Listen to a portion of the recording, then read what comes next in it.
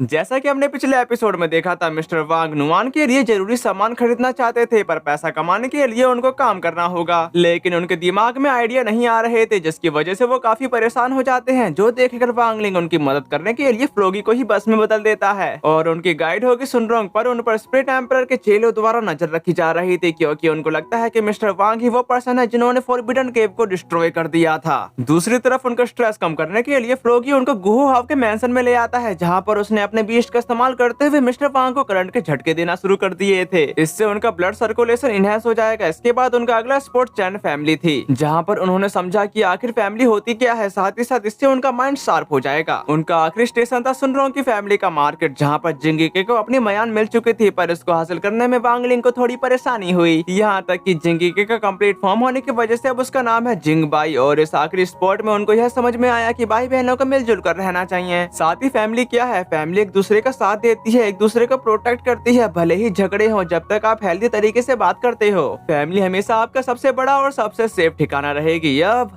आगे एपिसोड 4 की शुरुआत में एक बंदा बता रहा था, जाने माने ऑथर वांग सितु अपने नए मास्टरपीस के साथ शानदार वापसी कर रहे हैं। 1 महीने से भी कम समय में उन्होंने महीने भर की वोटिंग का रिकॉर्ड तोड़ दिया। उनके चीफ एडिटर के तौर पर मुझे हमेशा से विश्वास था कि वे वापसी कर सकते हैं, और उनके पीछे जो पोस्टर टंगा हुआ है उसमें लिखा है book launch the daily life of the immortal king. मतलब इस एनिमे की उन्होंने एक किताब रिलीज कर दी, जबकि वो लेडी बताती कि और ये ऑडिटोरियम टीम के लगातार कोशिशों के बिना पॉसिबल नहीं हो पाता। वांग सितु की नई किताब अब सभी बड़े ऑनलाइन प्लेटफॉर्म और बुक स्टोर पर उपलब्ध है। अगले सीन में मिस्टर वांग के पास अब इंस्पिरेशन की कमी नहीं थी, वो अपनी पूरी कोशिश करते हुए उस किताब का नेक्स्ट चैप्टर भी लिखना शुरू कर चुके। उसी वक्त मदर वांग उनके कमरे में एंटर करने के साथ उनके लिए कुछ खाने के लिए लाते हुए कहती कि हनी इतना ज्यादा काम मत करो, थोड़ा आराम कर लो। उसकी इस बात पर मिस्टर वांग गहरी सांस लेते हुए बोले कि कोई बात नहीं, वांगलिंग और लिटिल वांग नुआन के लिए मुझे और भी ज्यादा मेहनत करनी होगी। ये बात सुनकर मदर वांग वो प्लेट धरते हुए उनकी कंप्यूटर स्क्रीन में देखने के साथ बताती कि मुझे लगता है कि कल्टीवेशन की टेक्निक के बारे में तुम्हारे लॉजिक पर अभी भी कुछ काम करने की जरूरत है। अब ये सुनकर मिस्टर वांग इसका मतलब पूछते हैं, जिस बात पर मदर वांग कहने लगी आजकल कल्टीवेशन नोबेल अभी भी इतने पॉपुलर क्यों हैं? क्योंकि उनमें बताए गए कल्टीवेशन को तुरंत प्रैक्टिस में लाया जा सकता है। उसकी ऐसी बातों को सुनकर मिस्टर वांग उनकी तारीफें करते हुए कहते हैं कि तुम इस टॉपिक के एक्सपर्ट हो। जो सुनकर मदर वांग काफी खुश होते हुए उनके पास बैठने के साथ बताना शुरू करती है, तो मुझे लगता है कि इस टेक्निक को कंक्रीट नंबर 42 के साथ मिलाना चाहिए। तुम्हारे पास ये हाई स्पीड ट्रैक है जो कल्टीवेशन नोवेल में जा रहा है, इसलिए मैंने तुम्हें जो थ्योरी बताई थी उसे याद रखना।